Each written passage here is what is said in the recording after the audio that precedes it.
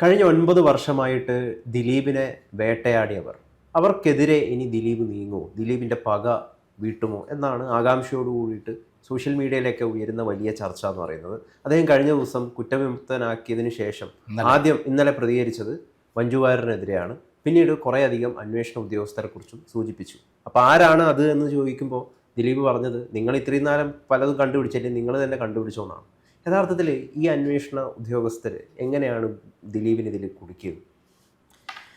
അതായത് മഞ്ജു വാര്യരാണ് ആദ്യമായിട്ട് ദിലീപ് ക്രിമിനൽ ഗൂഢാലോചനയിലുണ്ടെന്ന് പറഞ്ഞത്. അവരെ കൊണ്ട് പറയിപ്പിച്ചത് ആരാണ്? ശ്രീകുമാറാണ്. അതായത് ശ്രീകുമാർ എന്ന നിർമ്മാതാവ്, അതായത് സംവിധായകനായി വന്ന ആളാണ് അവരെ കൊണ്ട് പറയിപ്പിച്ചത്. ഈ ദിലീപുമായിട്ടുള്ള ബന്ധങ്ങൾ തകർക്കാൻ ഒരു പരിധിവരെ പ്രവർത്തിച്ചതിൻ്റെ പിന്നിലെ ശക്തി എന്ന് പറയുന്നത് ഈ പറയുന്ന ശ്രീകുമാറാണ്. അദ്ദേഹം ഇവരെ മെല്ലെ ട്രാപ്പ് ചെയ്ത് അവരെ കൊണ്ട് പറയിപ്പിക്കുകയായിരുന്നു. ഇങ്ങനെ പറയണം, ഞാൻ ബാക്കി മുഖ്യമന്ത്രി പിണറായി വിജയനോട് ഞാൻ കൈകാര്യം ചെയ്തോളാം, മുഖ്യമന്ത്രി പിണറായി വിജയനുമായി ഞാൻ നല്ല ബന്ധമാണ് എന്ന്. ദിലീപ് ഇല്ലാത്ത സമയത്ത് ഈ മഞ്ജു വാര്യരുടെ വീട്ടിൽ, ദിലീപിൻ്റെ വീട്ടിൽ തന്നെ ഈ ശ്രീകുമാർ വന്ന് സോഫയിലൊക്കെ ഇരുന്ന് ഇവർ ഭയങ്കരമായിട്ട് അങ്ങോട്ടും ഇങ്ങോട്ടും സംസാരങ്ങളൊക്കെ ഉണ്ടായിരുന്നു എന്നുള്ള വാർത്തകളും വന്നിട്ടുണ്ട്. അങ്ങനെ ദിലീപിൻ്റെ കൂടൊപ്പം ജീവിക്കുമ്പോൾ തന്നെ ശ്രീകുമാർ ട്രാപ്പ് ചെയ്ത് കൊണ്ട് ഈ കല്യാണം കഴിക്കാമെന്നൊക്കെ പറഞ്ഞ അവസാനം ഈ കേസിൽ ഇങ്ങനെ പറഞ്ഞിട്ട് ഞാൻ ബാക്കി അതിൽ സാക്ഷിയായിരുന്നു അതിൽ ശ്രീകുമാർ. എന്നാൽ രാമൻപിള്ള ശ്രീകുമാറിനെ മനഃപൂർവ്വം ഒഴിവാക്കി. കാരണം പിന്നീട് ദിലീപ് ഒരു ശ്രീകുമാർ വലിയ തട്ടിപ്പുകാരനാണെന്നും കല്യാണം കഴിക്കാതെ പീഡനങ്ങളൊക്കെ ഉപദ്രവിച്ചു എന്നൊക്കെ പറഞ്ഞ് മഞ്ജു വാര്യറിനെ കേസ് എടുക്കേണ്ടി വന്നു. ആ ശ്രീകുമാറാണ് ഇങ്ങനെ ക്രിമിനൽ ഗൂഢാലോചന സംഭവം കൊണ്ട് പറയിപ്പിച്ചതും പ്രവർത്തിപ്പിച്ചതും. യഥാർത്ഥ സത്യം അതാണ്. പക്ഷേ ഇതിനകത്ത് ഒരു ക്രിമിനൽ ഗൂഢാലോചന നടന്നിട്ടുണ്ട്, സത്യമാണ്. ഇതിൽ ആർക്ക് വേണ്ടിയിട്ടാണ് ഈ പൾസർ സുനി ഇത് ചെയ്തിട്ടുള്ളത് എന്ന് പുറത്തു വരണ്ടേ? അപ്പോൾ അതിന് ആർക്കാണ് ആവശ്യം? അത് കൃത്യമായി തെളിയിക്കാൻ കഴിഞ്ഞില്ല എന്നുള്ളതാണ് ഇപ്പോൾ ഉണ്ടായിട്ടുള്ള സംഭവം. അല്ലാതെ അങ്ങനെ ഒരാളില്ല എന്നൊന്നും നമുക്ക് പറയാൻ പറ്റില്ല. അതിനകത്ത് തെളിയിക്കാൻ പ്രോസിക്യൂഷൻ പൂർണ്ണമായി പരാജയപ്പെട്ടു എന്നുള്ളതാണ് സത്യം. ഇതിൽ ദിലീപിനെ അനാവശ്യമായിട്ട്, അതായത് വെറുതെ അദ്ദേഹത്തെ ഇതിൽ ഫ്രെയിം ചെയ്തിരിക്കുകയാണെന്ന് നമുക്ക് പറയാൻ പറ്റുമോ? ഒരു ബന്ധവുമില്ലാതെ ദിലീപിനെ കൊടുക്കുക, അതായത് ചില മട്ടാഞ്ചേരി മാഫിയ അങ്ങനെയുള്ള ചില സംഘങ്ങൾ ഇതിൻ്റെ പിന്നിലുണ്ട് ദിലീപിനെ കൊടുക്കാൻ എന്ന് കരുതുന്നുണ്ടോ? പിന്നെ ആർക്ക് വേണ്ടിയിട്ടാണ് ഈ കൊട്ടേഷൻ നടത്തിയത് എന്ന് പോലീസ് കണ്ടെത്തണ്ടേ? അതെങ്ങനെ കണ്ടെത്താതിരുന്നു? അപ്പം ദിലീപാണ് എന്നുള്ളതിനുള്ള ധാരാളം സൂചനകൾ ഉണ്ടായിരുന്നു. പക്ഷെ കോർത്തിണക്കാനും അതിൻ്റെ ലീഗലി പോയി ഇതാവാനും ആർക്ക് കഴിഞ്ഞില്ല? പോലീസിന് കഴിഞ്ഞില്ല. ഈ ശ്രീകുമാർ പറയുന്നത് കേട്ടിട്ട് അത് എക്സാക്റ്റായിട്ട് പോകാൻ കഴിഞ്ഞില്ല. ഇത് ഉണ്ടാക്കിയതാണെന്നുള്ളൊരു ധാരണ വരുന്നത് അവിടെ നിന്നാണ്. ഈ മഞ്ജു വാര്യരെ പറഞ്ഞു കയറ്റി ഇത്തരം കാര്യങ്ങളിലൊക്കെ പറയിപ്പിച്ചത് ശ്രീകുമാറായിരുന്നു. ആ ശ്രീകുമാർ മാത്രമല്ല, പക്ഷെ നമ്മളെ മുന്നിൽ ഈ കേസ് പരിശോധിക്കുമ്പോൾ തീർച്ചയായിട്ടും ഒരു ഗൂഢാലോചന ഉണ്ടല്ലോ. അത് ആർക്ക് വേണ്ടിയിട്ടാണ് നടത്തിയത് കണ്ടുപിടിക്കണ്ടേ? പോലീസ് അതിൻ്റെ സയൻറ്റിഫിക് ആയിട്ടുള്ള ഒരു അന്വേഷണമല്ല പോയിട്ടുള്ളത്. ആരൊക്കെയോ എന്തൊക്കെയോ പറയുന്നത് കേട്ടിട്ടുണ്ടാക്കിയ കൂട്ടിച്ചേർക്കലുകളാണ് ഉണ്ടാക്കിയത്.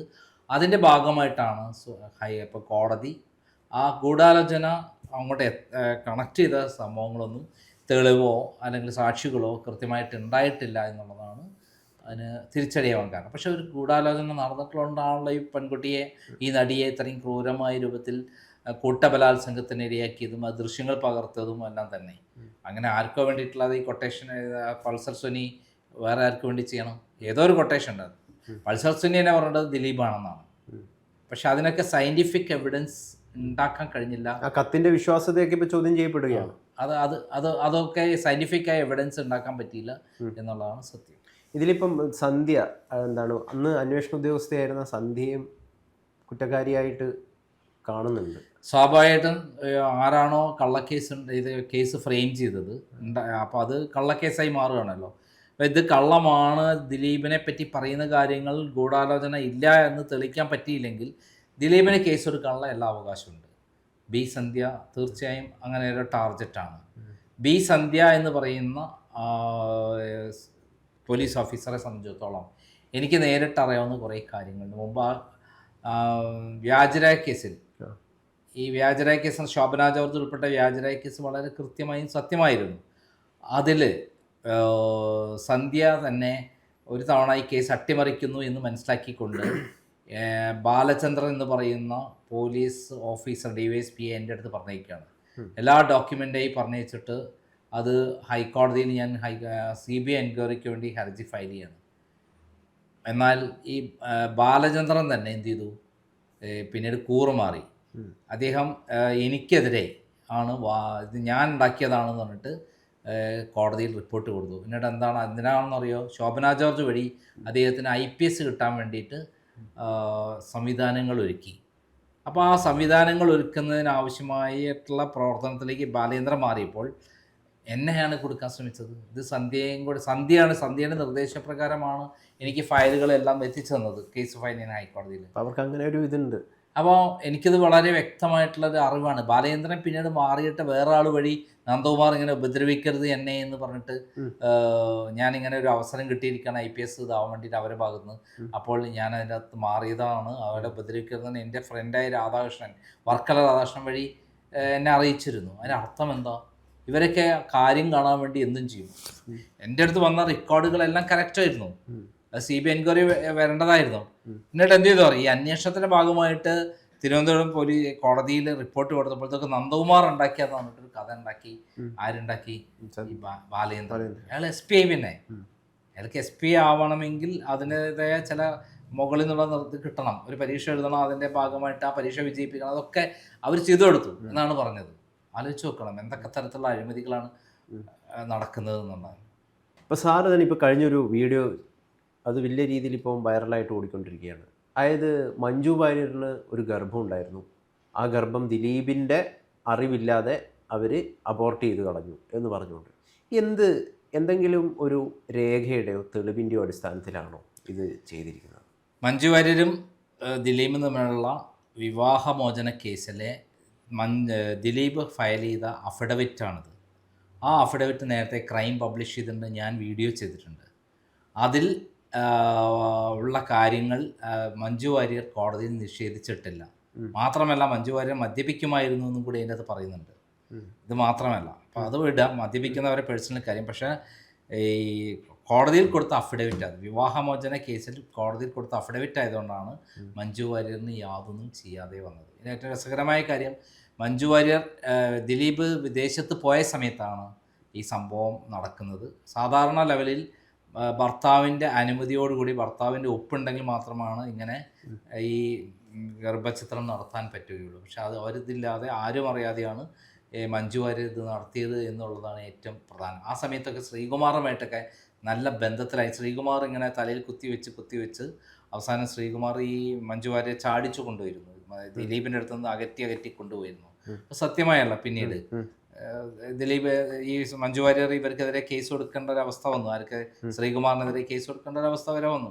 നമുക്ക് എല്ലാവർക്കും അറിയുന്ന കാര്യമാണ്. അപ്പൊ അതിന്റെ ഒരു പക എന്തായാലും ദിലീപിനും മഞ്ജുവിൻ്റെ അടുത്തുണ്ടായിരുന്നു. തൻ്റെ സമ്മതത്തോടെ അല്ലാതെയാണ് കുഞ്ഞിനെ അബോർട്ട് ചെയ്തത്.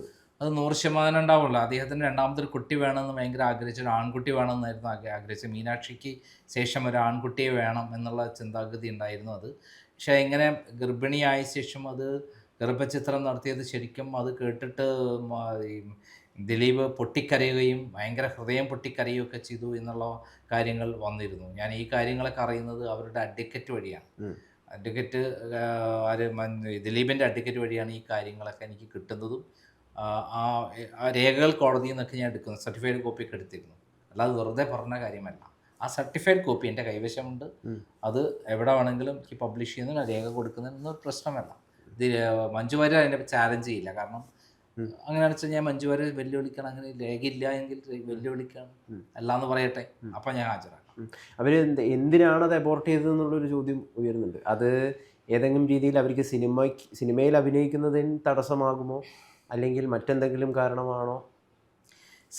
അതായത് ദിലീപ് കാവ്യാമാധവനുമായിട്ട് അടുത്ത ബന്ധത്തിലേക്ക് പോകുന്നു എന്ന് അതിജീവിത അതാത് സമയത്ത് അറിയിച്ചു എന്നുള്ളൊരു കഥയാണ് വന്നിട്ടുള്ളത്. അതിൻ്റെ ഇടയിൽ ശ്രീകുമാർ തന്നെ ദിലീപിനുമായി പല കഥകളും പറഞ്ഞ് തെറ്റിക്കാൻ ശ്രമിച്ചു എന്നുള്ളതാണ് രണ്ടാമത്തെ കഥ. അപ്പോൾ ഇത് ഏതിലോ ഒന്ന് വിശ്വസിച്ച് ആയിരിക്കാം. ഇനി വേറെ എന്തെങ്കിലും കാരണമുണ്ടോ എന്നറിയില്ല. ഇതിൻ്റെ യഥാർത്ഥ കാരണം എന്താണെന്ന് ഒരേ ഒരാൾക്ക് മാത്രമേ പറയാൻ പറ്റുള്ളൂ, അത് മഞ്ജു വാര്യർക്കാണ്. വേറെ ആർക്കും പറയാൻ പറ്റില്ല. ഇനിയിപ്പോൾ ഇത് ഹൈക്കോടതിയിൽ സുപ്രീം കോടതിയൊക്കെ ഉണ്ട്, അവിടെയൊക്കെ അപ്പീലിന് പോകുന്നതാണ് ഇപ്പോൾ സർക്കാർ പോലും പറഞ്ഞിട്ടുള്ളത്. അങ്ങനെ പോവുകയാണെങ്കിൽ തന്നെ ദിലീപിനൊന്നും സംഭവിക്കില്ലല്ലോ.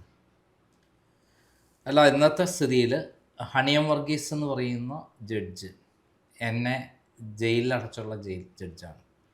എന്നെ റിമാൻഡ് ചെയ്തത് ഹണിയം വർഗീസ് അല്ല, അഞ്ജു വിജയപ്രദീപ് എന്ന് പറയുന്ന നമ്മുടെ ഓഫീസിലുണ്ടായിരുന്ന ഒരു പെൺകുട്ടി ഒരു കള്ളപ്പരാതി കൊടുക്കുകയാണ്. അവർ SC/ST കാരിയാണ്, അവരോട് ഞാൻ വളരെ അവരെ മോശപ്പെടുത്തി സംസാരിച്ചു എന്നുള്ളതാണ്. അപ്പം ഇത് സംബന്ധിച്ച് ആ കുട്ടി തന്നെ ഒരു ഓഡിയോ എടുത്തിട്ട് ഐശ്വര്യ എന്ന് പറയുന്ന നമ്മുടെ ഓഫീസിലെ സ്റ്റാഫുമായി സംസാരിച്ചിട്ട് ആ റെക്കോർഡ് നമ്മുടെ ഓഫീസിലെ മഹേഷിന് അയച്ചു കൊടുത്തു. ഇതാണ് സത്യം എന്ന് പറഞ്ഞിട്ട് ആ റെക്കോർഡ് കോടതിയിൽ എത്തിച്ചു. ആ കോടതിയിൽ എത്തിച്ചതിൽ അതിൻ്റെ അകത്ത് സെക്ഷൽ പരാമർശങ്ങളൊന്നും ഇല്ല എന്ന് പറഞ്ഞിട്ട് ആരെഴുതി? ഹണിയം വർഗീസ്. എന്നിട്ടും എനിക്ക് ജാമ്യം തന്നില്ല. അവർ അന്ന് അതിൻ്റെ 2 ദിവസം മുമ്പ് വീണ ജോർജ് ഇവിടെ കോടതിയിൽ വന്നപ്പം, വേറെ ആവശ്യം ജില്ലാ കോടതിയിൽ വന്നപ്പം എന്തോ ഒരു ഫംഗ്ഷനിൽ ഒരുമിച്ച് പങ്കെടുത്തിട്ടുണ്ട്. വീണ ജോർജാണ് ഈ ശരിക്കും അഞ്ജു വിജയപ്രതാപിന് കോട്ടേഷൻ കൊടുത്ത് എന്നെ കള്ളക്കേസിൽ കുടുക്കി ഈ കേസൊക്കെ ഉണ്ടാക്കിയത്. അപ്പോൾ അവിടെ ഒരു ദുരൂഹത ഞാൻ മണക്കുന്നുണ്ട്. എന്നിരുന്നാലും എന്നെ അറസ്റ്റ് ചെയ്ത ശേഷം അവർ ജയിലിൽ വിളിച്ച് കൃത്യമായിട്ട് ആ സമയത്ത് ഓരോ ഇതുണ്ടാവില്ല, ടൈമിന് കോടതി ചേരുമ്പോൾ എനിക്കെന്ത് ബുദ്ധിമുട്ടുണ്ടോ എന്നൊക്കെ ചോദിച്ച് അന്വേഷിക്കാറുണ്ടായിരുന്നു.